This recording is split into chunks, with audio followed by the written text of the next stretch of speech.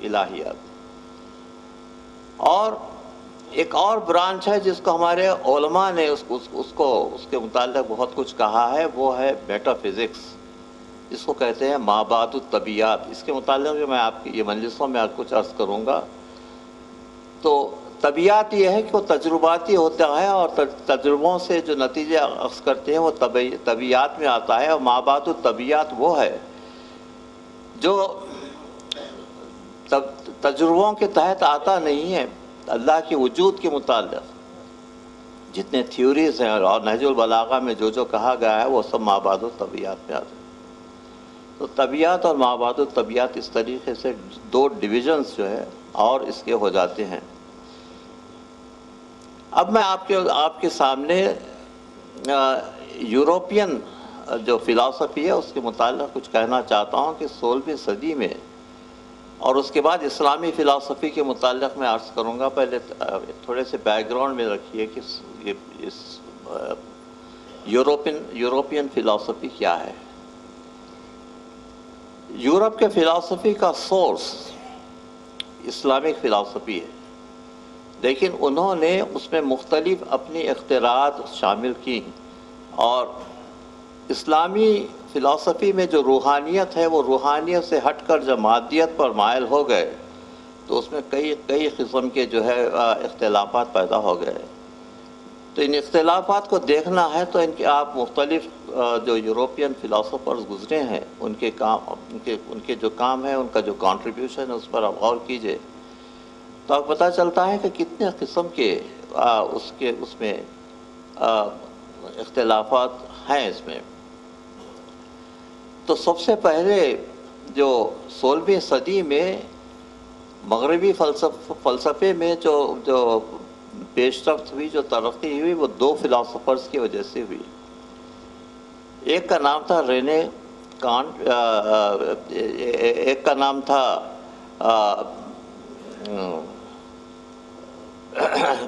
دو فلسفرز تھے جنہوں نے کام شروع کیا تھا. تو ان دونوں فلسفرز کی وجہ سے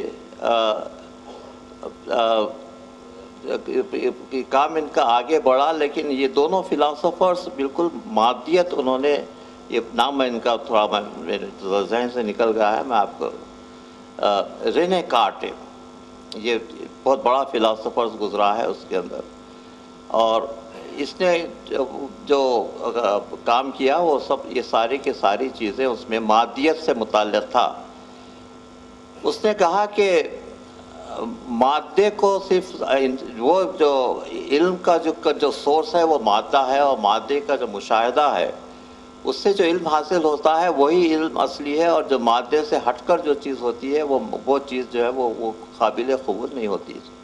تو اس نے کہا کہ دو قسم، مادے سے ہٹ کر جو چیز ہے جو تجرباتی نہیں ہے تو وہ جو ہے وہ اس کی کوئی اصلیت نہیں رہتی. تو اس نے دو ڈویژنز کر دیے کہ مذہب کا جو علم ہے اس کا تعلق مشاہدے سے نہیں ہے، تو مذہب کا علم الگ ہے، اور تجرباتی سائنس جو ہے، ایکسپیریمنٹل سائنس جو ہے وہ نالج الگ ہے. تو مذہب کا اور سائنس کا کوئی تعلق آپس میں نہیں ہے. اس نتیجے پر اس نے پہنچا. تو اس کے بعد اس نتیجے پر پہنچنے کے بعد مذہب اور سائنس یورپ میں ہمیشہ کے لیے الگ ہو گئے، اور چرچ کے جو فائنڈنگز تھے اور مذہب کے جو فائنڈنگز تھے وہ دونوں کبھی بھی ساتھ نہیں رہنے لگے. اس کے بعد وہ دو حصے بالکل الگ الگ ہو گئے. لیکن اسلام میں مذہب اور سائنس میں کوئی فرق نہیں ہے. اللہ فرماتا ہے سورہ روم کی آیت میں کہ فطرت اللہ الذی فطر الناس علیہا فاقم وجہک للدین حنیفا فطرت اللہ التی فطر الناس علیہا. تم اس دین کے طرف راغب ہو جاؤ کیونکہ یہ تمہاری وہی فطرت ہے جو کائنات کی فطرت ہے. تو اللہ نے انسان کی فطرت، کائنات کی جو فطرت ہے انسان کی وہی فطرت بنائی ہے. تو کائنات کے جو لاز ہیں، جو ریگولیشنز ہیں، اور جس طریقے سے کائنات چل رہی ہے انسان بھی اس کا پابند ہے. تو انسان میں اور کائنات میں کوئی فرق نہیں ہے. کہا کہ تم میں اور کائنات میں کوئی فرق نہیں ہے. تو تمہاری زندگی وہی ہے جو کائنات ہے، اور اس لیے اس طریقے سے مذہب اور سائنس میں کسی قسم کا کوئی فرق نہیں ہے۔ یہ جو قرآنک فلسفی تھی کہ مذہب اور سائنس میں کوئی فرق نہیں ہے، اس کو ہمارے ائمہ نے آگے لے کر بڑھایا۔ مولا متقیان کے خطبات پر آپ غور کیجئے۔ خطبہ اول میں فارمیشن آف دی یونیورس کے متعلق مولا نے جو خطبات میں عرض کیا ہے، کہا ہے، وہ اتنا اتھینٹک ہے اور اتنا اپ ٹو ڈیٹ ہے کہ آپ پڑھتے چلے جائیے، ایسا معلوم ہو رہا ہے کہ آپ کاسمک تھیوری کو پڑھ رہے ہیں اور نیبولر تھیوری پر غور کر رہے ہیں، اور کس طریقے سے کائنات کی تخلیق ہوئی مولا اس طریقے سے بیان کر رہے ہیں جیسا آنکھوں دیکھا حال ہے۔ خطبہ اول امیر المومنین کا ماسٹر پیس ہے سب۔ اس کے علاوہ ہمارے ائمہ میں جو سب سے زیادہ سائنس میں کام کیا ہے، بچوں کے لیے کہہ رہا ہوں، وہ امام جعفر صادق علیہ السلام ہے۔ امام جعفر صادق علیہ السلام نے سب سے پہلے یہ بیان کیا کہ گریکس کا جو فلسفہ ہے 4 ایلیمنٹس کا، ہوا، پانی، آگ، مٹی، جو ہے سب کہا کہ ایلیمنٹس نہیں ہے، بلکہ یہ سب مختلف چیزوں کا یہ آمیزہ ہے، مکسچر ہے۔ تو آپ نے سب سے پہلے سالڈس کو سے لے کر شروع کیا، مٹی کی انالیسس کی اور مختلف قسم کے سپریشن میتھڈز کو دریافت کیا، اور آج جو کیمسٹری میں یونٹ آپریشنز ہیں سپریشنز کے، وہ سارے کے سارے اسی زمانے کی ایجاد ہیں۔ آپ کے بہت بڑے شاگرد تھے جس کو ویسٹ فادر آف کیمسٹری کہتا ہے، جابر ابن حیان۔ جابر ابن حیان نے اپنی زندگی میں کوئی تقریباً 50 یا 60 مختلف چیزوں پر کام کیا، اور ان کے جو پیپرز کی تعداد ہے تقریباً 1000 سے زیادہ ہے۔ آج مغربی دنیا ان کو فادر آف کیمسٹری کہتی ہے۔ اور جب بھی کوئی پیپر لکھتے کہتے کہ میرے مولا اور آقا امام جعفر صادق علیہ السلام نے مجھ کو یہ ہدایت کی ہے کہ میں یہ کروں، تو ساری ہدایتیں جو ہے مولا سے ملتی تھیں اور یہ کام کرتے تھے۔